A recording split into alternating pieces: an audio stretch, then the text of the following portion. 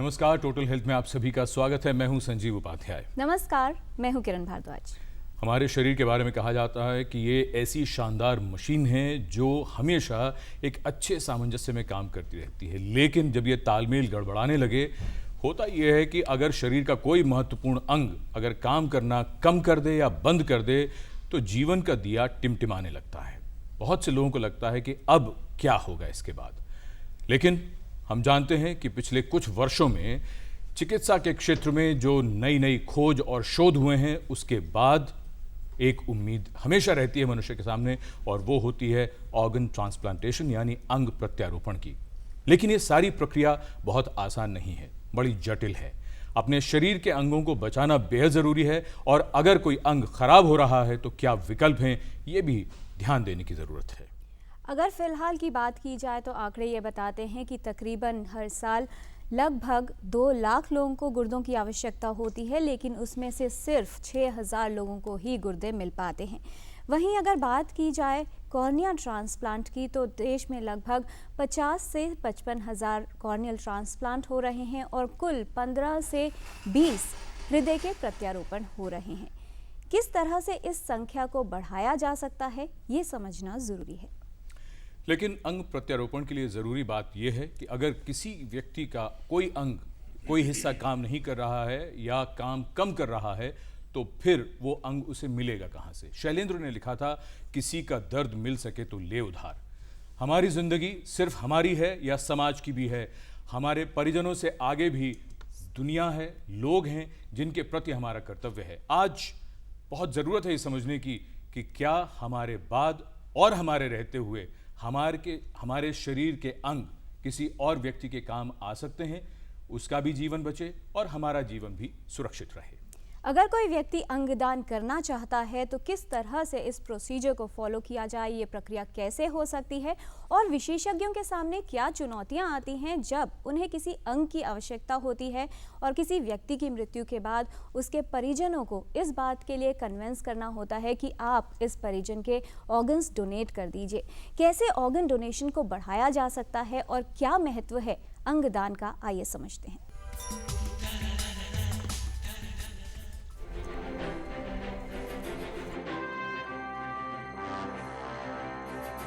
ऐसे कितने ही लोग हैं जो ऑर्गन फेलियर होने के कारण मृत्यु का शिकार हो जाते हैं क्योंकि उन्हें सही समय पर स्वस्थ अंग नहीं मिल पाता। हमारे शरीर में कई महत्वपूर्ण अंग होते हैं जिनसे शरीर में होने वाली कई क्रियाएं पूर्ण होती हैं, जैसे आंखों से देखने की प्रक्रिया। हृदय हमारे शरीर में रक्त का संचार करता है। हार्ट वाल्व्स रक्त को चेंबर में नियंत्रित करते हैं। फेफड़े श्वसन प्रक्रिया में सहायक होते हैं। गुर्दे हानिकारक तत्वों को मूत्र के रूप में शरीर से बाहर करते हैं। जिगर द्वारा बाइल जूस का निर्माण होता है और पैनक्रियाज इंसुलिन नामक हार्मोन का निर्माण करता है। यदि किसी बीमारी के कारण, किसी दवा के प्रभाव से या फिर किसी अन्य कारण से अंग कार्य करना बंद कर दे तो ऐसे में अंग प्रत्यारोपित करने की आवश्यकता होती है, जिसके लिए जरूरत होती है एक स्वस्थ अंग की। कुछ अंग लाइव डोनर से, जो रोगी का रिश्तेदार हो, उनसे लिए जा सकते हैं। वहीं दूसरे अंग कैडेवर डोनर यानी ऐसा व्यक्ति जिसे दिमागी रूप से मृत घोषित कर दिया गया हो, उस व्यक्ति से लिए जा सकते हैं। ऑर्गन डोनेशन यानी अंगदान कर कई जिंदगियों को बचाया जा सकता है। इसलिए जरूरी है अंगदान करना और ये समझना कि अंगदान का महत्व क्या है। किरण भारद्वाज, डीडी न्यूज। पिछले दिनों देश के कोने से खबर आई कि एक 74 वर्षीय व्यक्ति के ब्रेन डेड होने के बाद उसके परिजनों ने ये अपील की कि अगर किसी को भी अंग चाहिए हो तो वो संपर्क कर सकते हैं। दरअसल अंगदान महादान इसीलिए कहा जाता है क्योंकि वो किसी का जीवन बचाता है। ये सब कैसे किया जा सकता है, विशेषज्ञों से समझते हैं। इस विषय पर जानकारी देने के लिए आज हमारे साथ स्टूडियो में मौजूद है विशेषज्ञों का खास पैनल। हमारे साथ हैं major general doctor JKS Parihar, additional DG AFMS medical research health and training, professor of ophthalmology. Doctor Balram Airan, आप डीन हैं academics and chief cardiothoracic surgery and head cardiac surgery from all India institute of medical sciences. We have with us Dr. Vimal Bhandari, in charge kidney transplant, Safdarjung Hospital and Director NOTO, and Dr. Aarti Vij, Professor Hospital Administration and in charge ORBO, All India Institute of Medical Sciences. आज का जो विषय है वो सभी के लिए महत्वपूर्ण है, क्योंकि वो लोग जिन्हें अंग दान करने हैं किस तरह से वो कर सकते हैं वो जानना चाहते हैं, और वहीं वो लोग जो अंग की प्रतीक्षा में हैं, यानी जिन्हें चाहिए एक स्वस्थ अंग, वो ये चाहते हैं कि कहीं से उनको स्वस्थ अंग मिल जाए। तो ये जो तमाम पूरी प्रक्रिया है, ये जो गैप है, जितना सप्लाई होता है और जितने अंगों की ज़रूरत है, इसे कैसे फिल किया जा सकता है? अंगदान सभी का जो कर्तव्य है उसको आप कैसे निभा सकते हैं? तो आइए चर्चा की शुरुआत करते हैं। सबसे पहले डॉक्टर परिहार, आप ही से हम ये समझने की कोशिश करें कि जब हम अंगदान की बात करते हैं, ऑर्गन डोनेशन की बात करते हैं, तो उससे पहले बात हमें ये समझनी पड़ेगी कि दरअसल जो अंग प्रत्यारोपित किए जाते हैं वो क्यों काम करना बंद कर देते हैं, और कौन से वो अंग हैं जिनमें ये समस्या होती है? बहुत ही अच्छा और ज्वलंत प्रश्न है। अंगदान तभी संभव है जब अंग कुछ खराब हो गया है, और हर एक अंग का एक अलग कारण होता है जिसकी वजह से उसमें विकार विकृत हो सकते हैं। जैसे लिवर जो है, जिसको हिंदी में यकृत कहते हैं, उसमें ज़्यादा मदिरापान या इन्फेक्शंस होना, HIV, हेपेटाइटिस, दूसरे इन्फेक्शंस, कुछ केमिकल टॉक्सिन्स वगैरह होते हैं, उसकी वजह से हो सकता है। हार्ट में हार्ट डिसीजेज होती हैं, उनसे संभव है। किडनी तो ऐसा है जो पूरे शरीर की रक्षा करती है, उसकी प्रक्रिया में कोई भी इन्फेक्शंस काम को परेशानी दे सकता है। आँख के इन्फेक्शंस, चोट जो होती हैं, ऑपरेशंस के बाद होने वाली परेशानियां, इनसे अंग जो है वो विकसित हो जाते हैं और उनके काम करना थोड़ा असंभव सा हो जाता है। जी डॉक्टर भंडारी, आपसे समझना चाहेंगे कि अगर वर्तमान स्थिति की बात की जाए तो अंगदान को लेकर जितने लोग आगे आ रहे हैं, क्या स्थिति है? और जब हम बात करते हैं कि किसी भी व्यक्ति को अंगदान करना है तो क्या बड़ी चुनौतियां आती हैं इसमें? जैसे कि हम जानते हैं 2 लाख से ऊपर किडनी के मरीज़ हैं जो किडनी फेलियर हैं जी, और 50,000 के दरमियान लोग जो है लिवर फेलियर से पीड़ित हैं, और इसी तरह से कॉर्निया की प्रॉब्लम्स हैं, इसी तरह से कई प्रॉब्लम्स हैं, हार्ट की प्रॉब्लम्स हैं। इनको कैसे हम ओवरकम कर रहे हैं? ये जो डोनेशन और रिसिपिएंट का जो गैप है, इसको हम कैसे ब्रिज करें? तो उसके लिए जो हमें जो ये लगता है कि डिसीज़ जो ब्रेन स्टेम डेथ को हम बहुत ज़्यादा प्रोत्साहन करें जी। और जैसे कि 1.3 lakh people died usually due to road traffic accident, मर जाते हैं, या स्ट्रोक होता है या हेमरेज हो जाती है उन लोगों को जी। उनको अगर हम प्लेज करें, और डोनर कार्ड वगैरह उनको मिल जाएं, तो अगर उसमें अगर 10% भी अगर कुछ लोग जो है उस अंगदान के लिए आगे आए, तो हम इस गैप को, जैसे किडनी में अगर 10% अगर हम लोगों को प्रोत्साहित करें, तो अगर 2 किडनी हैं ब्रेन डेथ के बाद, तो 26,000 लोगों को हम कवर कर सकते हैं जी। और कई अंग ऐसे हैं कि जो सिर्फ लाइव में दिए जा सकते हैं। जैसे आपका जो किडनी है, 1 किडनी आप दे सकते हैं, पार्ट ऑफ द लिवर दे सकते हैं, बाकी ज़्यादातर अंग जो है वो ब्रेन स्टेम डेथ के बाद ही दिए जा सकते हैं जी। तो अब ब्रेन स्टेम डेथ के लिए हमारा काम यह है कि हम प्लेज करें। जैसे बाकी कंट्रीज़ हैं, स्पेन उसमें सबसे आगे है, वहाँ पे ये ऑप्शन है कि ऑप्ट आउट ऑप्शन है। जब कोई बच्चा पैदा होता है तो वो प्लेज के साथ पैदा होता है, जब तक कि वो लोग ना कहें कि भाई आप उससे निकल जाइए, तब तक वो ऑप्ट आउट सिस्टम में, प्लेज में रहता है। हमारे यहाँ सिस्टम नहीं है, तो उनके यहाँ ये जो 33.4% उनके यहाँ ये रेशो है, सबसे ज़्यादा वर्ल्ड में उन्हीं के यहाँ ये रेशो है। हमारे यहाँ अगर आपको बड़ा आश्चर्य होगा कि इट इज 0.3%, काफी कम है, जिसको बहुत बढ़ाने की 1% भी नहीं है। और स्पेन के बाद USA, फिर इंग्लैंड, तो इसको बढ़ाने की जरूरत है। डॉक्टर आरती विज, ये तो एस्टिमेट हुए जहाँ तक हमें पहुँचना है। अगर पिछले कुछ सालों की बात की जाए, आप काफ़ी समय से इस क्षेत्र में काम कर रही हैं, क्या एक्सपीरियंस आपका है कि जो स्थिति है वो कुछ बेहतर की तरफ जा रही है और कहाँ तक हम पहुँच पाए हैं? पिछले कुछ सालों में डेफिनेटली स्थिति इम्प्रूव हुई है। सिचुएशन इम्प्रूव हुई है, अवेयरनेस बढ़ी है, मीडिया ने बहुत सपोर्ट किया है, गवर्नमेंट ने बहुत एक्टिवली इसमें एक्शंस लिए हैं। हमने जो एक 2011 में transplantation of human organ act को अमेंड किया, उसमें बहुत सारे ऐसे प्रोविज़न रखे गए हैं जिससे अंगदान करना, ट्रांसप्लांटेशन होना इजी किया गया है। जो बात डॉक्टर आरती विज कह रही हैं कि तब्दीली तो आई है, एक तरफ हम ये भी देखते हैं कि हमारे यहाँ जो परंपरा रही है महर्षि दधीचि की, जिन्होंने अपनी अस्थियाँ तक दान कर दी कि इससे वज्र बनाइए और नेक काम करिए, और दूसरी तरफ हम ये भी जानते हैं कि बहुत से लोगों का ये कहना है कि अगर इस जन्म में हमारे शरीर के साथ कोई छेड़छाड़ होती है तो अगले जन्म में ऐसा होगा। ये जो लोगों के मन में जो भावना है, जो बातें हैं ऑर्गन डोनेशन को लेकर परिवारों में, या ब्रेन डेड की जो बात की अभी डॉक्टर भंडारी ने, उस दिशा में क्या ये अभी भी आज भी बहुत बड़ी अड़चन है? कुछ धर्मों में इस चीज़ की अड़चन है जी, बट जैसे जैसे अवेयरनेस बढ़ती जा रही है, ये धीरे धीरे मिटती जा रही है। पहले ये था कि कुछ सेक्ट्स थे जिनमें ये कहते थे कि भी अगर आपने पूरे शरीर को जो बिल्कुल क्रीमेट नहीं किया तो जो भी अंग आपका डेफिसिट है उसी अंग के डेफिसिट के साथ नेक्स्ट टाइम जो है आप पैदा होंगे।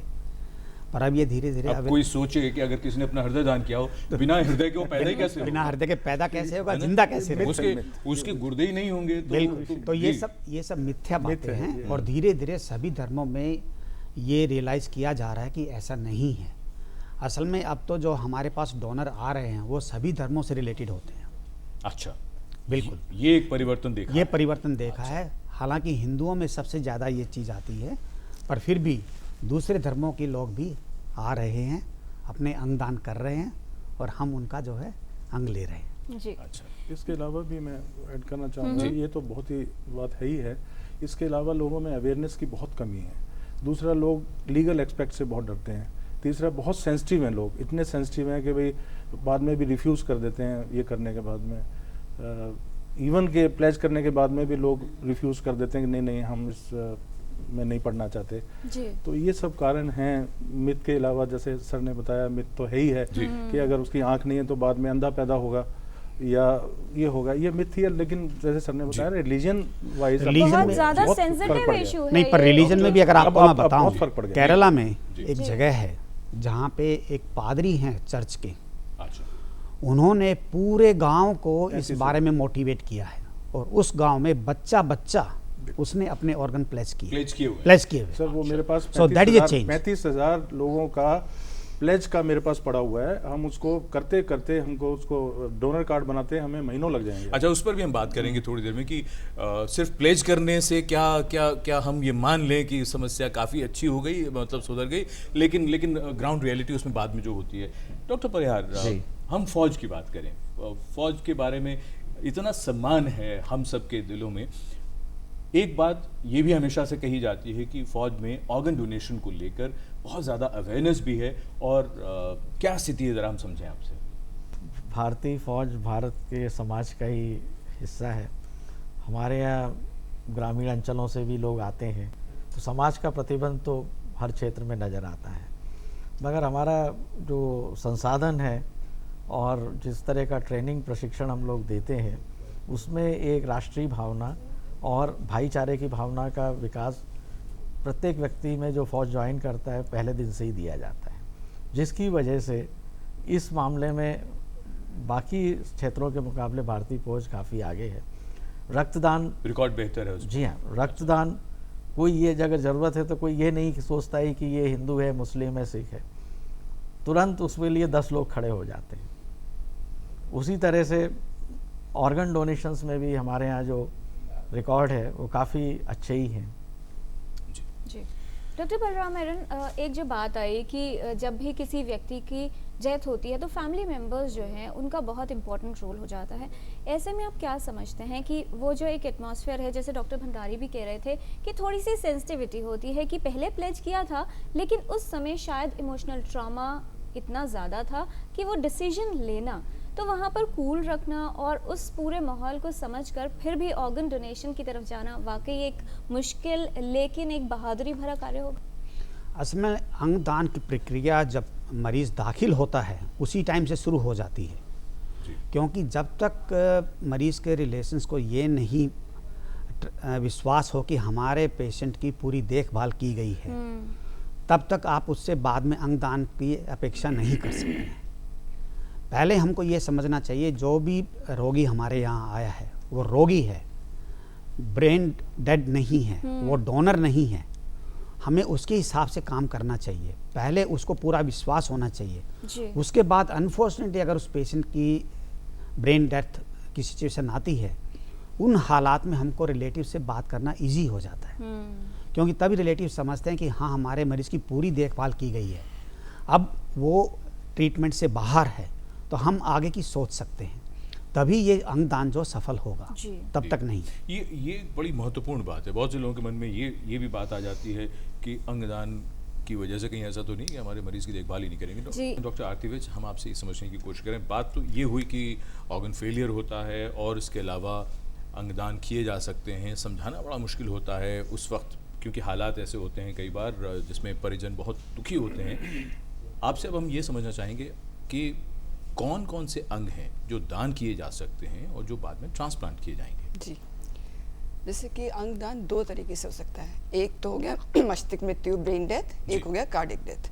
ब्रेन डेथ वो है जब परमानेंट ब्रेन डैमेज हो गया, उसमें vital organs, heart, liver, kidneys, pancreas, intestines, lungs, इन सब का ट्रांसप्लांट हो सकता है। लेकिन जब कार्डियक डेथ होती है, जो जिसे हम कहते हैं दिल का बंद होना, उसके बाद सिर्फ आँखें, heart wall, bones, vessels, skin, इन सब का ट्रांसप्लांट हो सकता है।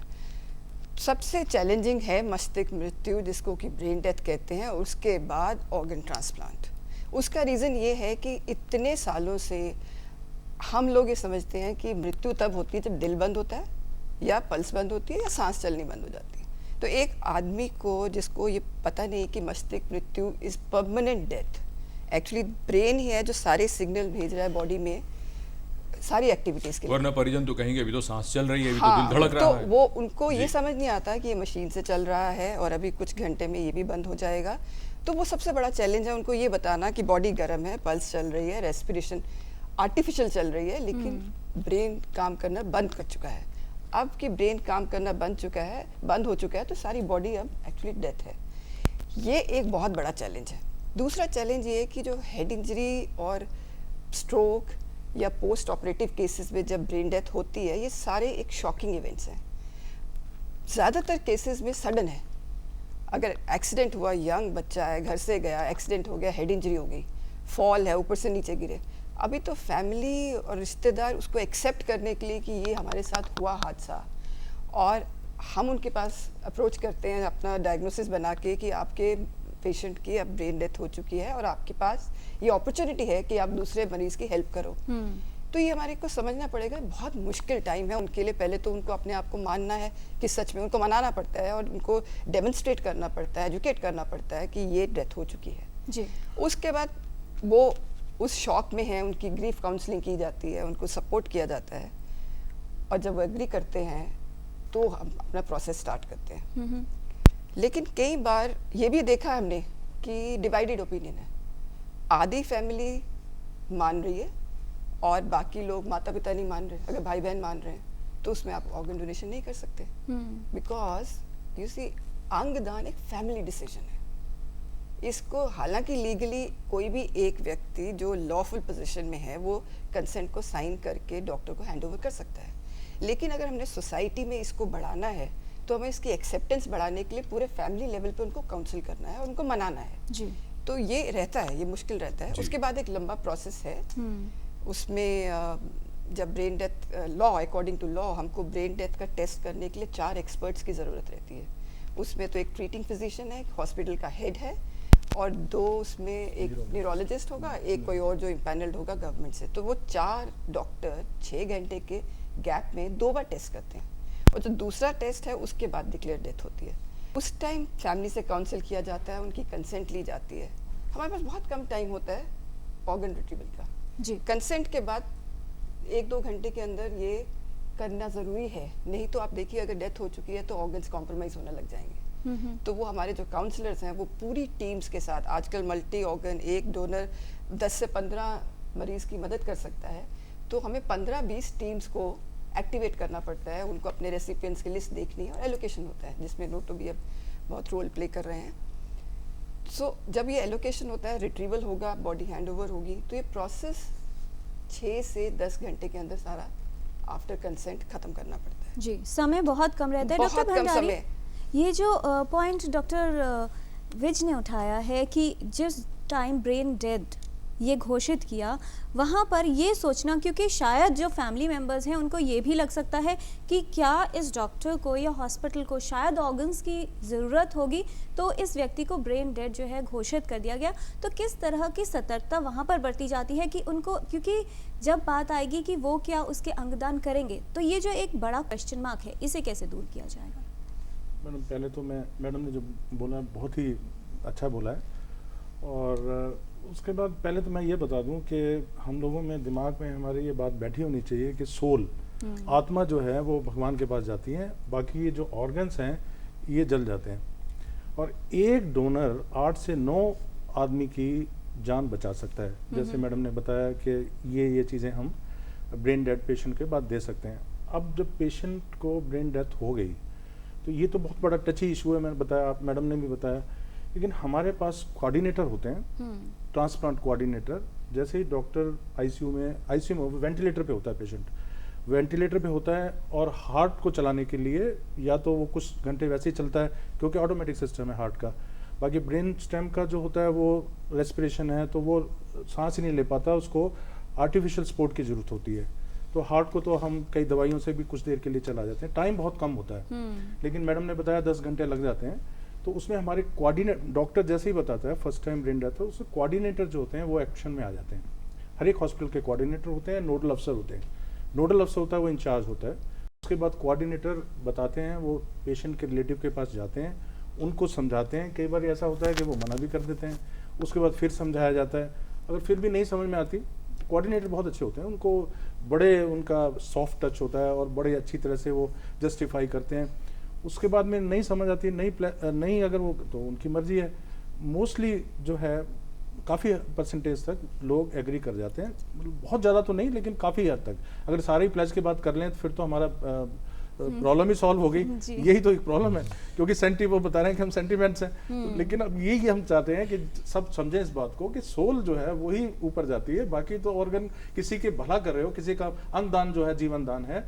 तो ये एक, जैसे पहले कन्यादान ये हुआ करता था, अंगदान जीवन दान है। तो आप ये समझिए कि ये बहुत ही बड़ा ये है, पुण्य का काम है, किसी एक आदमी 8 या 9 बंदों की जिंदगी बचाए। और आप लोग जो ये संदेश दे रहे हैं, लोगों तक पहुंच भी रहा है। हमारे एक दर्शक हैं जबलपुर मध्य प्रदेश से, निशांत जैन, उनका भी ईमेल आया और वो ये लिख रहे हैं कि स्टूडेंट हैं, वो छात्र हैं, और वो लिख रहे हैं कि मैं मृत्यु के बाद अपने अंगदान करना चाहूँगा, तो क्या तरीका है वो भी आप कार्यक्रम में ज़रूर समझा दीजिएगा। लेकिन उससे पहले डॉक्टर परिहार, जो बात अभी जो चर्चा में आई है, प्लेज करना, जो डॉक्टर बलराम ने भी कहा, प्लेज करना एक चीज़ है, लेकिन प्लेज करने के बाद भी ये ज़रा स्थिति समझाइए। प्लेज तो कर दिया मैंने, लेकिन फिर मेरे परिजनों के हाथ में ही है मेरी मृत्यु के बाद कि चाहे वो आँख का मामला हो, चाहे शरीर के बाकी अंगों का मामला हो, वो दान होंगे या नहीं होंगे। तो ये जो सिरा है गुत्थी का, ये कैसे सुलझे? ये सिरा प्लेज तो, करने के बाद, जी हाँ, प्लेज करना जो है एक तरह से सामाजिक बाध्यता होती है। अगर मैंने अपना शरीर, जैसे मैंने पूरा शरीर अपना दान किया हुआ है, तो ये एक मेरे पुत्र पुत्री पत्नी समाज पे एक बाध्यता है कि वो मेरी इस इच्छा का पालन करें। तो प्लेज करने से निश्चित ही अवेयरनेस होती है और ये अंगदान पे इसका प्रभाव गिरता है, मगर कानूनन इसका कोई ऐसा बिल्कुल नहीं बाध्यता नहीं। डॉक्टर बलराम, आपको चर्चा में यहाँ लाना चाहूँगा। ये जो बात है जो डॉक्टर परिहार कह रहे हैं, तो क्या प्लेज करने का दायरा, अगर मैं प्लेज करता हूँ तो क्या मैं ही अपने परिजनों को, अपने परिवार के सदस्यों को इस बात के लिए प्रेरित करूँ कि वो भी प्लेज करें? तो फिर चूंकि जब सब एक मन के हो जाएंगे, जब सब ऑर्गन प्लेज करेंगे, तब शायद समस्या हल होगी। ये एक बहुत अच्छा विचार है जी। इनफैक्ट जब कोई भी आदमी अपने ऑर्गन्स प्लेस करता है, उसको अपनी फैमिली को साथ में बिठाना चाहिए, उनको बताना चाहिए कि देखो मैं अपने ये ऑर्गन सारे प्लेस करके जा रहा हूँ, ये मेरी इच्छा है और ये आप सबकी जिम्मेवारी है कि मेरे ब्रेन डेड होने के बाद या मेरे डेथ होने के बाद इन ऑर्गन्स को दान किया जाए। साथ ही वो उसी टाइम उन लोगों को भी मोटिवेट कर सकते हैं कि आप भी मेरे साथ साथ जो ऑर्गन डोनर कार्ड इसको भरिए और प्लेज करिए। इसमें गवर्नमेंट भी हेल्प कर सकती है कि एक बार जब अगर किसी व्यक्ति ने अपने ऑर्गन्स प्लेज कर दिए तो इसको मैंडेटरी होना चाहिए रिलेटिव्स के ऊपर कि उसके ऑर्गन्स को डोनेट किया जाए जी। तभी हमारी ये समस्या हल होगी। दूसरे डॉक्टर आरती कह रही थी कि हम अपने ऑर्गन्स जो है सिर्फ ब्रेन डेड डोनर्स हैं उनको ये ऑर्गन्स ले सकते हैं, पर आजकल ये प्रक्रिया भी शुरू हो गई जिसको हम बोलते हैं कैडेवरिक डोनर्स, जिसमें अगर मान लो पेशेंट की कार्डियक डेथ भी हो गई है, अगर उसने प्लेज किया है तो आजकल एक स्पेशल इक्विपमेंट्स आते हैं जिसमें हम उसी टाइम हार्ट को निकाल के, जो कि कार्डियक डेथ हो चुकी है, उसको हम रिवाइव कर सकते हैं और फिर ट्रांसप्लांट के लिए यूज़ कर सकते हैं। ऐसी बाकी ऑर्गन्स को भी इसी तरह से यूज़ किया जा सकता है और ऐसे हमारी जो अंग दान की प्रक्रिया और भी तेज होगी जी, ये और बहुत काफ़ी बड़ी लोगों को हेल्प उपलब्धि मिलेगी माना इस चीज़ जाए इसे। को। या जी डॉक्टर आरती विज, अगर कोई व्यक्ति प्लेज करना चाहता है उसका क्या प्रोसीजर होगा, और अगर व्यक्ति ने प्लेज नहीं किया उसकी मृत्यु हो जाती है तो फैमिली मेंबर्स क्या कर सकते हैं? देखिए, प्लेज करने के लिए हमारे ऑल इंडिया इंस्टीट्यूट में हमारा डिपार्टमेंट है, ऑर्गन रिट्रीवल बैंकिंग ऑर्गेनाइजेशन, जिसकी हेल्पलाइन है, वेबसाइट है। आप फ़ोन करके अपना एड्रेस दे सकते हैं तो फॉर्म पहुंच जाता है। काउंसलिंग चाहिए, काउंसलिंग हो जाती है। वेबसाइट से फॉर्म डाउनलोड होकर भी भेजा जा सकता है। हमारे very well trained transplant coordinators are attending the helpline. Second, NOTTO में भी डोनर रजिस्ट्री है जिसमें ऑनलाइन कर सकते हैं। अब तीसरी बात यह है कि प्लेज किया है या नहीं किया है तो अंगदान का क्या होगा। हमारे लॉ में प्लेज का प्रोविज़न है और प्लेज का मतलब ये है कि एक तरह से ये एक सोसाइटी में अवेयरनेस क्रिएट करता है और एक तरह से एक डिसीजन कंसेंसस फैमिली में बनाने के लिए प्लेज काम आता है, लेकिन कोई लीगल बाइंडिंग नहीं है। अगर किसी डोनर ने प्लेज किया है और उसके मृत्यु के बाद उसके परिवारजन ये डिसाइड करते हैं कि इनका ऑर्गन डोनेशन नहीं होना तो नहीं होगा, क्योंकि फाइनली डिसीजन जो है वो पारिवारिक members, family members, next of kin, वो उस टाइम पे, डेथ के टाइम पे वो डिसीजन लेंगे। तो प्लेज अगर की है उसका फ़ायदा इतना ही है कि फैमिली प्रिपेयर्ड है जी, कि अब ये सिचुएशन आई है, दे आर एजुकेटेड, वो हाँ बोलेंगे। अदरवाइज कोई मैंडेटरी नहीं है जी। आज की डेट में लॉ में ऐसा नहीं है। अगर प्लेज नहीं किया हुआ डॉक्टर भंडारी, मान लीजिए किसी व्यक्ति की मृत्यु होती है तो एक तो हुआ सेंसिटिव इशू जिस पर हमने चर्चा की कि इमोशनल ट्रॉमा है तो डिसीजन लेने में मुश्किल होगा, लेकिन दिमाग में कहीं दूसरी बातें भी होती हैं कि कितना समय लगेगा, क्या बॉडी डिसफिगरमेंट होगा, जो बाकी दूसरे प्रक्रियाएं करनी है उसके बाद कहीं उनमें तो डिले नहीं हो जाएगा, तो क्या उसके बारे में कहना चाहिए? नहीं, ऐसा कुछ नहीं है। और अगर प्लेज किया है तो बहुत अच्छी बात है। जैसे मैडम ने बताया, प्लेज हम और वो के through, NOTTO is Apex Networking and Registry Organisation, and वहाँ पर हम फॉर्म 7 जो है वो फॉर्म 7 फिल करके ऑफलाइन भी कर सकते हैं। ऑनलाइन भी हमारी वेबसाइट है www.noto.gov.in, उस पर जाके हम, हमारी जो हेल्पलाइन है 24 आवर खुली होती है, वो तो एक अलग बात हो गई, उससे कर सकते हैं। And you can get A donor card. ये मेरा डोनर कार्ड है। अच्छा। और मैंने अपने सारे ऑर्गन प्लेज किए हुए हैं और मेरी मिसिस का उसमें टेलीफोन नंबर और एड्रेस है। इन केस समथिंग हैपन, कुछ भी होता है तो हॉस्पिटल वाले उनको इन्फॉर्म कर सकते हैं। और अब उनके ऊपर है कि वो, उनको मैंने बताया हुआ है कि भाई मरने से पहले या किसी भी उससे पहले मेरे सारे अंग जो है वो, और आपने उनको भी कन्विंस कर दिया है? करा हुआ है, मैंने कन्विंस किया हुआ है। ऐसे ही सबको कन्विंस करने की जरूरत है। तो जब जैसे आपने प्लेज किया है, हाँ, ये तो डोनर कार्ड हम देते तो हैं, ये ये डोनर नोटो कार्ड की तरफ से मिलता मिलता है ये डोनर कार्ड, और इसका एक नंबर होता है। ये नंबर बिल्कुल रजिस्टर्ड होता है हमारे नोटो में। अच्छा, ये तो इसका नंबर है। जी। तो बाकी आप जो दूसरी बात कर रहे थे कि भाई जब तैयार नहीं है, तो ये भी एक मिथ है कि सब प्रोसीजर जो 10 घंटे लगते हैं हमें, जैसे कि पहली बारी जब ब्रेन डेड हुआ पेशेंट, फिर कोऑर्डिनेटर ने बात की, उसके बाद में भी नहीं माने, वो मान जाते हैं, तो फिर हमारे एक्सपर्ट, जैसे मैडम ने बताया, 4-5 एक्सपर्ट होते हैं, नोडल अफसर भी होते हैं, ये सारे उनको बताते हैं। बहुत से टेस्ट होते हैं वो करने पड़ते हैं। उसमें आपके एपनिया टेस्ट है, आपकी ECG है, जो भी वो एक्सपर्ट कराना चाहें, बाकी और भी बहुत से टेस्ट हैं, उनको करने के बाद में फिर तब दूसरे उसमें सेंटर्स में वो प्रक्रिया शुरू हो जाती है। जैसे मान लो हमारे सफदरजंग हॉस्पिटल में हुआ, तो वो अब फर्स्ट टाइम ब्रेन डेड हुआ तो उसके 6 घंटे के बाद दूसरा टेस्ट होगा। बाय द टाइम वी हम बिल्कुल तैयारी कर लेते हैं अपनी। अगर वो मान जाते हैं तो, नहीं मानते तो फिर तो कुछ नहीं कर सकते। अगर वो मान जाते हैं तो फिर उस 6 घंटे में दौरान में हम लोग दूसरे हमारी तरफ नोटो की तरफ से, Noto is responsible for that. Noto में हमें मैसेज आता है, वो हमें मैसेज आता है ये ऑर्गन यहाँ पर ब्रेन डेड पोटेंशियल पेशेंट है, इस पे अब क्या किया जाए। तो हम उनको ये कहते हैं कि भाई ठीक है, हमारे पास रजिस्ट्री है, रजिस्ट्रेशन हुआ है, जो वेटिंग लिस्ट में है हम उनको देते हैं। उसमें एक ये है, जो गवर्नमेंट का जो ऑर्गन्स जो गवर्नमेंट हॉस्पिटल में होता है वो गवर्नमेंट को हम प्रेफर करते हैं, गवर्नमेंट हॉस्पिटल में जाए। अगर वहाँ पे नहीं है, गवर्नमेंट में अवेलेबल नहीं है, जैसे डॉक्टर साहब के पास अगर हार्ट के नहीं है, पेशेंट नहीं है या मैचिंग है, जो भी है नहीं है, तो फिर हम दूसरे उसको देते हैं। पहले हमारी ये प्रेफरेंस है गवर्नमेंट का, गवर्नमेंट में जाए। जो प्राइवेट है उनको प्राइवेट में, जब दिल्ली में है तो दिल्ली में, उसमें हमारे नोटो हैं, फिर हमारे रोटो हैं, फिर सोटो हैं। तो रोटो मीन्स रीजनल सेंटर हैं, उसमें काफ़ी स्टेट्स आती हैं। 5 हमारे रीजनल सेंटर हैं इंडिया में, जो जिसमें चंडीगढ़ है, कैलकाटा है, ये आपका गुवाहाटी है, बॉम्बे है और कैलकाटा है। ये सब 5 सेंटर हैं। अब हम अभी जा रहे हैं, सोटो भी हमने बनाया है, जो एम्स 5 या 6 एम्स हैं, उन 6 एम्स को हम सोटो बनाएंगे, ताकि ये, क्योंकि हेल्थ जो है स्टेट का इशू है, तो उसमें अपने आप ही ये फैसला करें। और बाकी जो ऑर्गन है वो हमारे थ्रू हम डिस्ट्रीब्यूट करते हैं। हमारा काम है procurement and distribution and registry, that is our job. Basically it should go through us.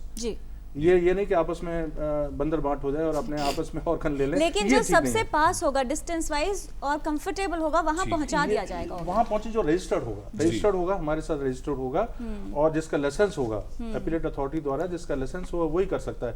ये नहीं कि जो जिसका वो कोई भी ये कर ले। वो जो सारे नियम कानून है उसके हिसाब से आप बिल्कुल देखकर करते हैं। चर्चा को फिलहाल यहाँ रोकेंगे क्योंकि हमारे एक दर्शक हैं बहुत देर से टेलीफोन लाइन पर होल्ड कर रहे हैं। सुभाष गुप्ता जी दिल्ली से। सुभाष जी माफी चाहते हैं आपसे, आपको बहुत देर तक होल्ड करना पड़ा क्योंकि चर्चा बहुत अच्छी चल रही थी। बताइए जी, क्या जानना चाहते हैं? मैं ये जानना चाहता हूँ सर कि मैंने और मेरी वाइफ ने जी देहदान किया हुआ है। अच्छा। ये दधीची देहदान समिति है एक, इनका एक फंक्शन हुआ था जवाहरलाल नेहरू ऑडिटोरियम में, एम्स में। अच्छा ठीक है। डॉक्टर मिश्रा उसमें हेड थे। अच्छा। तो हमने वहाँ प्लीज किया था 3 साल पहले। हमें डोनर कार्ड वगैरह सब मिल गया, बिल वगैरह सब बन के मिल गया है हमें। अच्छा। हम ये जानना चाहते हैं कि एक तो इसका प्रोसीजर क्या है, ठीक है, सेटिस्फैक्टरी है कि नहीं है। अच्छा। क्या मान लो उन्होंने ये कहा कि जब आपकी डेथ हो जाए तो आप फोन करेंगे और हमारी गाड़ी आके आपकी बॉडी को ले जाएगी। फोन कौन करेगा? जी हम करेंगे फोन। एक नंबर दिया हुआ, मतलब आपने अपने परिजनों को बताया हुआ? हाँ, सब कुछ मेरे बेटे ने साइन किए हुए सब। Very good. हाँ हाँ जी। तो डॉक्टर आरती विज से पूछते हैं। जी जी डॉक्टर आरती विज से जी। इन्होंने देहदान दधीची, इन्होंने और इनकी पत्नी जी हाँ, दधीची देहदान समिति देहदान में बहुत काम करते हैं और इन्होंने उनके साथ प्लेज किया होगा जी। तो जो ये देहदान होता है पूरा आफ्टर कार्डिक डेथ, वो प्राइमरीली जो दधीची देहदान करा रहे हैं वो मेडिकल स्टूडेंट्स के एजुकेशन के लिए है। उसमें ये जो देह है ये डिपार्टमेंट ऑफ एनाटमी को हैंडओवर की जाती है और उस पे जो हमारे एमबीबीएस स्टूडेंट, एमडी स्टूडेंट और इवन स्पेशलिटी वाले स्टूडेंट्स उनकी ट्रेनिंग की जाती है। और इनको जो कार्ड मिला होगा उसमें डिपार्टमेंट ऑफ एनाटमी का फ़ोन नंबर है, एक मोबाइल नंबर, जहाँ इनकी जो भी रिलेटिव होगा वो फ़ोन करेगा जब भी ये इवेंट होता है। अच्छा। तो वहाँ से रिस्पॉन्स मिलेगा और इनकी देह को डिपार्टमेंट ऑफ एनाटमी में दिया जाएगा। जी बिल्कुल ठीक। डॉक्टर परिहार, एक बात जो चर्चा में ज़रूर आनी चाहिए वो ये कि बहुत से लोग अंगदान करने से इसलिए भी कतराते हैं परिजन कि उनके मन में हमेशा ही रहता है कि हमारा जो प्रियजन है जो इस दुनिया से जा रहा है या अभी चला जाएगा या चला गया, अब उसके शरीर की ये विकृति क्यों की जाए, इतना उसने कष्ट सह लिया, अब ये सब। तो ये ज़रा बताइए लोगों को कि क्या अंगदान से कोई इस तरह के शरीर के साथ ऐसी कोई चीज़ होती है कि डिसफिगर हो जाता है, ऐसा कुछ होता है? नहीं, ऐसा तो होता नहीं है, क्योंकि जब आंखों को लेकर तो आप अक्सर ये नहीं, मैं सारे उसमें आपको संक्षिप्त में बता सकता हूँ कि जब आंखें दान होती हैं तो या तो पूरा नेत्री निकालते हैं या फिर आगे का जो पुतली होती है कॉर्निया उसको निकाल के उसको यूज़ किया जाता है। तो जब इसको आँख निकाल देते हैं या कॉर्निया निकाल देते हैं तो उसके ऊपर आर्टिफिशियल शेल वहीं रख दिया जाता है और जो पलक के बाल होते हैं उससे मिलते जुलते रंग के धागे से आँख के वो पलकों को बंद कर देते हैं। वैसे भी मृत्यु के बाद में पलक तो बंद हो ही जाती हैं, तो ऐसा कोई डिसफिगरमेंट उसमें आता नहीं है। अब जब बाकी अवयव जब लिए जाते हैं तो वो बॉडी में इंसिजन दे के उसको निकालते हैं और वो अच्छी तरह से उसकी सुरक्षा होती है। जी कॉर्निया के बारे में थोड़ा सा और जानकारी दीजिए जी। डॉक्टर परिहार, क्योंकि जनरली जब आंखें कोई दान करता है जी हाँ। तो अगर घर पर है व्यक्ति जिसकी मृत्यु हुई है, अब वो कहाँ कांटेक्ट कर सकता है? मान लीजिए प्लेज नहीं किया हुआ, तो किस तरह से ये जो पूरा प्रोसीजर होगा कि कोई भी आए, उसकी आंखें ले और फिर वो प्रॉपर जगह पर पहुंच जाए सेंटर में, जी। ये किस तरह से होगा और कितनी ड्यूरेशन तक उसको आने जाने में और स्टोरेज में रखना चाहिए? बाकी अंग जैसे हृदय है, यकृत है, किडनी, वो तो अस्पतालों में ही लिए जा जी। सकते हैं। नेत्रदान के लिए ये कोई बाध्यता नहीं है, और आपने अगर किसी व्यक्ति ने नेत्रदान की प्रतिज्ञा की हुई है, उनके पारिवारिक जन इसको दान देना चाहते हैं और घर में ही उसकी मृत्यु हो चुकी है, तो इस शव को हॉस्पिटल में लाने की ज़रूरत नहीं होती है। जो पंजीकृत नेत्र बैंक है वहाँ पे संपर्क किया जा सकता है, वहाँ से डॉक्टर्स की टीम जाती है, वो इसका डेथ सर्टिफिकेट को वेरीफाई करती है और इसका नेत्र दान की प्रक्रिया को संभव किया जा सकता है। क्योंकि हर वक्त डॉक्टर नहीं मिलते थे और हमारा जो ह्यूमन ऑर्गन ट्रांसप्लांट एक्ट में ये बाध्यता थी, वो अभी जो इसमें अनुदेशों में परिवर्तन हुए हैं उसमें ये बाध्यता हटा दी गई है। क्योंकि नेत्र जो है वो अंग नहीं है, ये एक तरह का ऊतक होता है। तो ऊतक दान के नियम काफ़ी भारत शासन ने उसको सरल किए हैं और ट्रेंड टेक्नीशियन भी जाके इस कार्य को संपन्न कर सकते जी, और कितनी देर में हो जानी चाहिए ये या प्रक्रिया?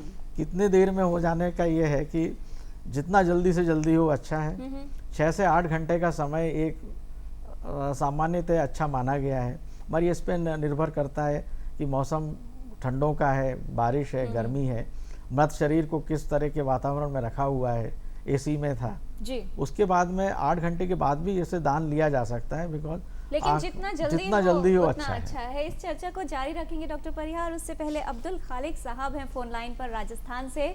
अब्दुल साहब, स्वागत आपका, सवाल पूछिए।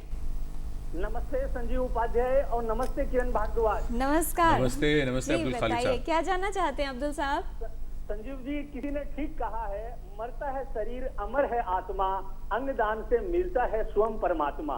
क्या बात है, बहुत बहुत बहुत सही बात कही आप, बहुत अच्छी बात। चिता में जाएंगे राख बन जाएंगे, कब्र में जाएंगे मिट्टी बन जाएंगे, मृत्यु पश्चात कर दो अंगदान मेरे प्यारो, किसी की जिंदगी गुलजार बन जाएगी। जी, बहुत बेहतरीन अब्दुल खालिक साहब, खूबसूरत संदेश, बहुत खूबसूरत संदेश है और जाहिर तौर पर सबको जी। मेरा क्वेश्चन विज आरती जी से है जी कि किसी दूर इलाके में हुई मौत से उसके कौन कौन से अंग कितने समय में और काम में लिए जा सकते हैं, मेरा आज का सवाल है। जी डॉक्टर आरती विज। अंगों का टाइम लिमिट बहुत कम है। हमारे पास हार्ट को, लंग्स को और इंटेस्टाइन्स को डेथ के बाद रिट्रीव करके लगाने का समय सिर्फ 6 घंटे का है। तो 4 से 6 घंटे के अंदर अंदर हमें अंग निकाल के उसको ट्रांसप्लांट भी करना है। अब आ गया पैनक्रियास और लिवर, उनको हम 12 घंटे तक निकालने के बाद लगाने का टाइम हमारे पास है। किडनी हम 24 से 48 घंटे तक ले सकते हैं। ऊतकों में, टिश्यूज़ में कॉर्नियाज 48 घंटे से लेके 15 दिन तक का टाइम है स्टोर करने का, डिपेंडिंग कि डिफरेंट तरह के मीडियम्स होते हैं, डिफरेंट स्टोरेज के प्रोसीजर्स होते हैं। और बोन्स को हम 5 साल रख सकते हैं और हार्ट वॉल्स बैंक में भी 5 साल के लिए रखा जा सकता है। तो ये हमारे पास समय उपलब्ध होता है निकालने के बाद। डॉक्टर भंडारी, इन्होंने जो सवाल पूछा था वो फील्ड में, हाँ, अगर दूर दराज में, तो अस्पताल से दूर, उसका जवाब ये है कि अस्पताल से उसको अस्पताल में तो लाना पड़ेगा। और अगर वो जब हम जो ब्रेन डेड पेशेंट, अगर ब्रेन डेड है तो डेथ हो गई है तो वो तो घर में भी ले जाके किसी एक्सपर्ट डॉक्टर को करके टिश्यू, जो मैडम ने बताया, ये कॉर्निया, जैसे सर ने बताया कॉर्निया और ये बोन और स्किन वगैरह ये ले सकते हैं हम लोग। लेकिन हार्ट के लिए, लिवर के लिए, किडनी के लिए और इन ऑर्गन्स के लिए आपको हॉस्पिटल में ही पेशेंट को लाना पड़ेगा। फील्ड में या पेरिफेरी में ये हम नहीं कर सकते। ठीक है डॉक्टर बलराम, आपसे हम ये समझने की कोशिश करें, जब ये बात हो रही दूर दराज के इलाकों में ऐसी कोई घटना होती है तो अंगदान किस तरह से किया जा सकता है, और दूसरी बात उसी के साथ हम चाहेंगे ग्रीन कॉरिडोर, हमने पिछले दिनों में सुना, एक संक्षेप में एक टिप्पणी हम चाहेंगे ग्रीन कॉरिडोर पर भी। पहले मैं ग्रीन कॉरिडोर पे आता हूँ। जी ज़रूर। असल में ग्रीन कॉरिडोर को हम पुलिस, CISF और एयरपोर्ट अथॉरिटी ऑफ इंडिया की हेल्प से जो है क्रिएट करते हैं, जिसके माध्यम से जो हमारा ट्रैफिक जैम होता है, ये सारी प्रोसेस को हम बाईपास करते हैं। एक किस्म से जो भी व्हीकल या बॉडी को लेके जा रहा है या अंग को लेके जा रहा है, उसके लिए अनइंटरप्टेड ट्रैफिक फ्लो होता है। और क्योंकि समय लिमिटेड है, सीमित है। क्योंकि समय लिमिटेड होता है एक बार जब अंगदान हो गया है।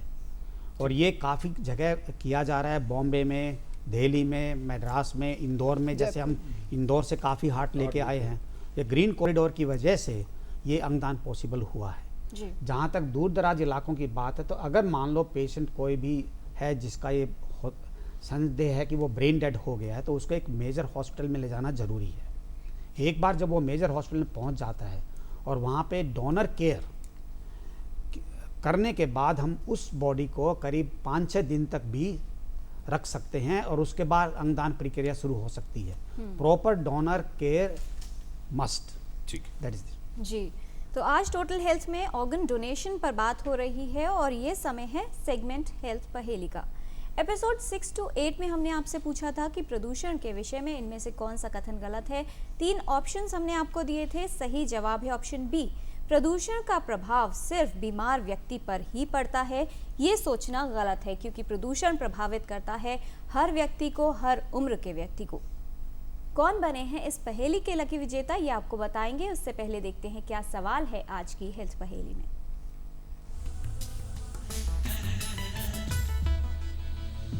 आपको बताना है कि इनमें से कौन सा अंग या टिश्यू लाइव डोनर यानी जीवित व्यक्ति से नहीं लिया जा सकता।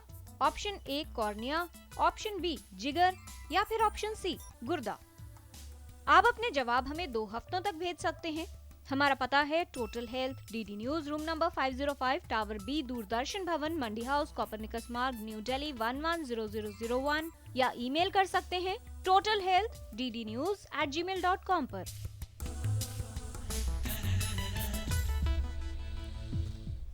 तो आप भी लिख भेजिए हमें इस पहेली का सही जवाब और शामिल हो जाइए हमारे हेल्थ क्विज कॉन्टेस्ट में। कौन बने हैं एपिसोड 6 to 8 के लकी विनर, ये बताने के लिए हम रिक्वेस्ट कर रहे हैं डॉक्टर भंडारी से, जिनके सामने हमने रखी हैं सारी करेक्ट एंट्रीज जो आपसे हमें मिली हैं। Doctor Bhandari, in correct entries में से आज के एक लकी विनर कौन है, आप हमारे व्यूअर्स को बताएं।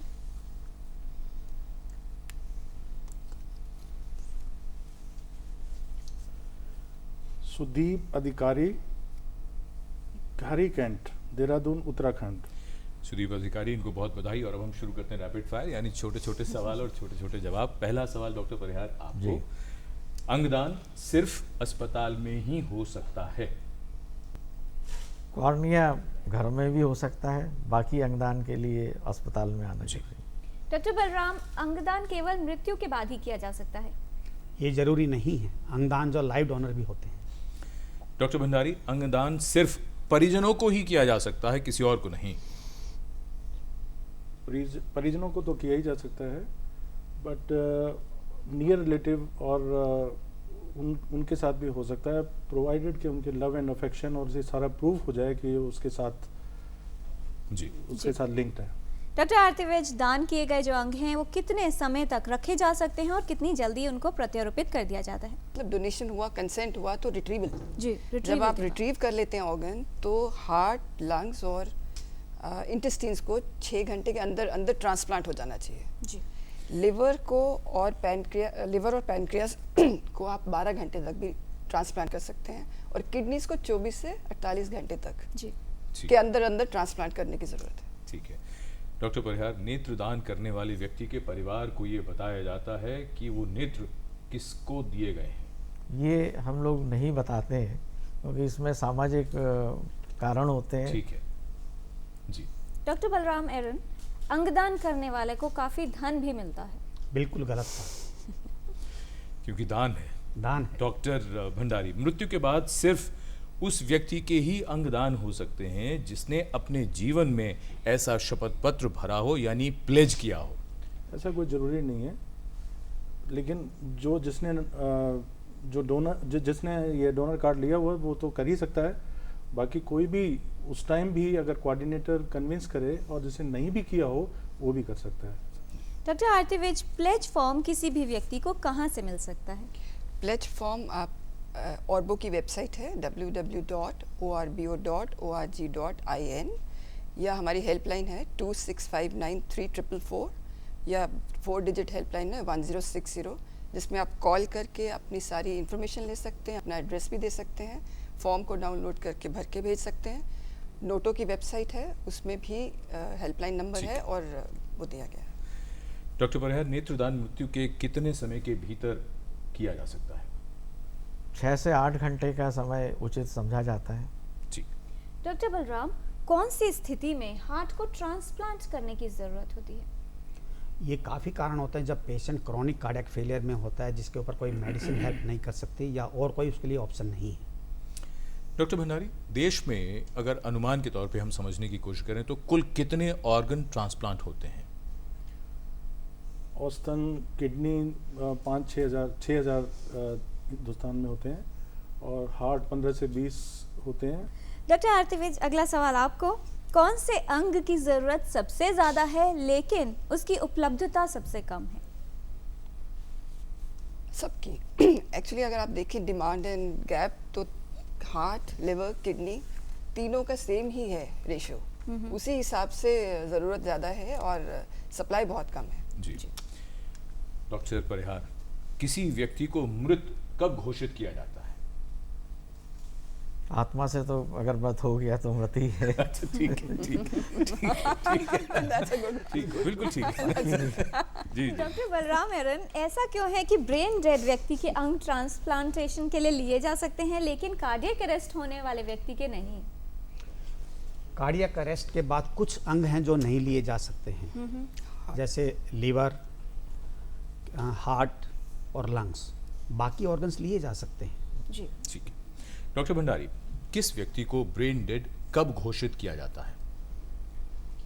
ब्रेन डेड घोषित तब हम करते हैं जैसे जब पेशेंट कोमा में हो, इरिवर्सिबल कोमा में हो और उसको लाइफ सपोर्ट पे डाला जाए, वेंटिलेटरी सपोर्ट पे डाला जाए। क्योंकि कई बार वैसे कोमा में पेशेंट हो वो तो उठ जाएगा, कभी भी उठ सकता है, लेकिन ये ऐसा पेशेंट होता है अनकॉन्शियस होता है लेकिन वो उठ नहीं पाता, उसको लाइफ सपोर्ट की जरूरत होती है। हार्ट कुछ घंटे तक काम कर सकता है और उसको दवाइयों से भी चलाया जा सकता है कुछ घंटे के लिए। ठीक है जी। डॉक्टर आरती विज, ऑर्गन ट्रांसप्लांट सफल होने के बाद जो व्यक्ति है वो सामान्य जीवन जी सकता है? जी हाँ, बिल्कुल। और अब आखिरी राउंड हम शुरू करते हैं और इसमें हम चाहेंगे आप अपने संदेश भी जोड़ दें, तो सवाल का जो जवाब है वो थोड़ा बड़ा भी हो सकता है। डॉक्टर परिहार, आपसे शुरू करते हैं कि नेत्रदान के मामले में हमारी उपलब्धियां अब तक कितनी हैं और अब हमारे सामने चुनौतियां क्या क्या हैं? पिछले 5 साल में भारत में नेत्रदान और कॉर्नियल ट्रांसप्लांट में काफ़ी प्रगति हुई है। 2010 के आसपास करीब 10 से 12 हज़ार दान होते थे, जो अभी 55,000 के आसपास पहुंच गया है। मगर तब भी जितनी इसकी ज़रूरत है उसमें अभी भी कम से कम 5 गुना और वृद्धि की ज़रूरत है। और जिस तरह से समाज में अवेयरनेस बढ़ रही है सारे, और नेत्रदान को जो है और वो एंड अदर जो सिस्टम्स हैं जिसमें ये मस्तिष्क मृत्यु वाले उससे लिवर, हार्ट, किडनी के लिए दान का जो प्रक्रिया चल रही है, प्रचार प्रसार हो रहा है मीडिया के माध्यम से, उससे काफ़ी बहुत ही अच्छी सुधार हुआ है। जी। मैं आखिर में एक पंक्तियां अगर आपकी अनुमति हो तो जरूर, अवश्य। आप मैंने एक्चुअली कल ही ये संपूर्ण दान के ऊपर एक कविता लिखी है, थोड़ी लंबी है, तो मैं उसका सिर्फ आखिरी का जो सार है वो मैं आपको पढ़ के सुनाता हूँ, जिसमें कि हम दान कहते हैं जी। दान में कुछ वो उतनी ताकत नहीं है जितनी प्राण में होती है जी। सो इसमें जो अवयव हैं वो अपने अपने कुछ रुदन कर रहे हैं। मैं यकृत हूँ, छत विक्षत हूँ, मैं गुर्दा हूँ, मेरा दोहन ना कर, मैं हृदय हूँ, मेरा रुधिर अचल वसा ना कर, उषा प्रभात एंड माँ के आंचल का एहसास नहीं, प्रत्यक्ष प्रकट कर, मुझे दान नहीं जीवन ज्योत का विधान दो, मुझे दान नहीं प्राण दो, मुझे दान नहीं प्राण दो। बहुत बेहतरीन, बहुत सुंदर। बहुत खूब। डॉक्टर बलराम एरन, हार्ट ट्रांसप्लांट के जो आंकड़े हैं वो शायद सबसे कम है। हमने देखा 15 से 20 या शायद 30 ट्रांसप्लांट पूरे वर्ष में मारे जाएं, तो इस आंकड़े को कैसे बढ़ाया जा सकता है और कैसे मदद हो सकती है उन लोगों की जिन्हें वाकई हार्ट ट्रांसप्लांट की आवश्यकता है? आप बिल्कुल सही कह रहे हैं। जैसे फर्स्ट कार्डियक ट्रांसप्लांट भारत में हमारे यहाँ हुआ था 3 अगस्त 1994 को। अब 20 साल से ऊपर हो गए हैं, फिर भी पूरे भारत में अब तक करीब 250 के करीब कार्डियक ट्रांसप्लांट हुए हैं। ये बहुत ही कम फिगर है। इसकी मेन प्रॉब्लम है कि हमारे को डोनर नहीं मिलता, क्योंकि हार्ट एक ऐसी चीज़ है जो हम लाइव डोनर से नहीं ले सकते हैं। पर खुशी की बात यह है कि पिछले 2-3 सालों में इस फिगर में काफ़ी जो है हिफाजा हुआ है, काफ़ी हार्ट मिलने लगे हैं। जैसे इसी साल हम जो 9 हार्ट जो ट्रांसप्लांट कर चुके हैं सिर्फ एम्स के अंदर, बाकी जगह भी जो है हार्ट ट्रांसप्लांट की फिगर बढ़ रही है जी। इस फिगर को हम तभी बढ़ा सकते हैं जब ज़्यादा से ज़्यादा ऑर्गन डोनेशन हो। और हमारी सबसे यही प्रार्थना है, जितने भी हमारे को सुन रहे हैं, कि ये बहुत ही अनफॉर्चुनेट होता है जब आपके रिलेटिव को ब्रेन डेड डिक्लेयर किया जाता है। हम आपकी समस्या समझ सकते हैं, हम आपका दुख समझ सकते हैं, पर इसके साथ साथ हमारी ये प्रार्थना भी है कि आप उनके अंगों को डोनेट करें, जिससे उनकी अंगों की वजह से और किसी को जीवन दान मिलेगा। जैसा पहले भी जिक्र किया गया है कि ये एक आत्मा है जो एक शरीर के रूप में है, जो कि 5 तत्वों से बनी गई है, और ये 5 तत्व किसी न किसी फॉर्म में डेथ के बाद अपने अपने 5 तत्वों में विलीन हो जाएंगे। आत्मा अमर है, उसको कोई नहीं मार सकता। डॉक्टर भंडारी, किडनी, लिवर जैसे अंग जो जीवित रहते हुए दान किए जा सकते हैं, उनकी मुश्किलें क्या हैं और भविष्य क्या है, थोड़ा संक्षेप में ज़रा बताइएगा। किडनी ट्रांसप्लांट के बाद और लिवर ट्रांसप्लांट के बाद बहुत अच्छा भविष्य है। क्वालिटी ऑफ लाइफ बहुत अच्छी हो जाती है। जो बहुत ही अच्छे जहाँ ट्रांसप्लांट और अच्छा ग्राफ्ट होता है तो उसमें 15 या 20 साल तक देखा गया कि 20 साल तक लोग किडनी ट्रांसप्लांट के बाद ज़िंदा रहते हैं। वो अपना काम कर सकते हैं, रोज़मर्रा का काम कर सकते हैं, घर का काम कर सकते हैं, अपना व्यवसाय जो है वो कर सकते हैं, कमा सकते हैं, लोगों का पेट भर सकते हैं।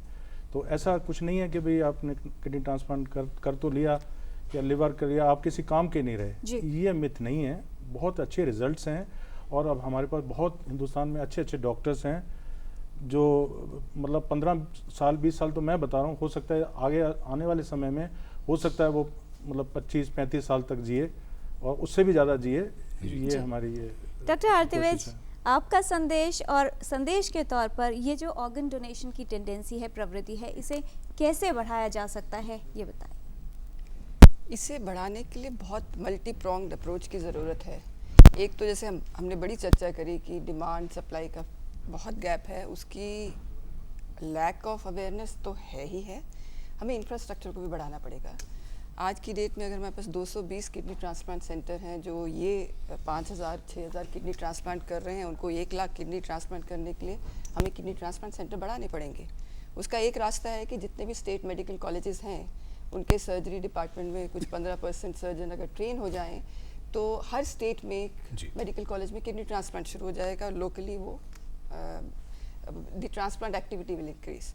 इसके अलावा ये एक ऐसी यूनिक सिचुएशन है जो हमें सबको समझना पड़ेगा, जहाँ पे patient is the provider to the health care. Normally doctors और हॉस्पिटल प्रोवाइड करते हैं हेल्थ, यहाँ पेशेंट प्रोवाइड करता है। तो उस सेंसिटिविटी को ध्यान रखते हुए हमें इस प्रोग्राम को उस नज़र से देखना है और साइको सोशो कल्चरल चेंज लाने की जरूरत। जी, बहुत धन्यवाद इस तमाम जानकारी के लिए आप सभी का।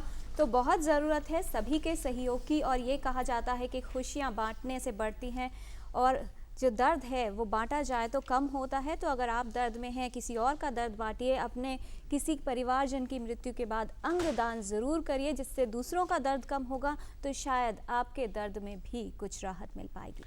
दान करने को लेकर हमारे समाज में शुरू से ये कहा गया है कि अगर दाएं हाथ से दान कर रहे हैं तो बाएं हाथ को मालूम भी ना हो। लेकिन दूसरी तरफ हम ये भी देखते हैं, चाहे मंदिर हो या श्मशान भूमि हो या कोई भी जगह हो, लोग अपने नाम का पत्थर लगा देते हैं कि इतने रुपए फलां ने या ये चीज़ें दी।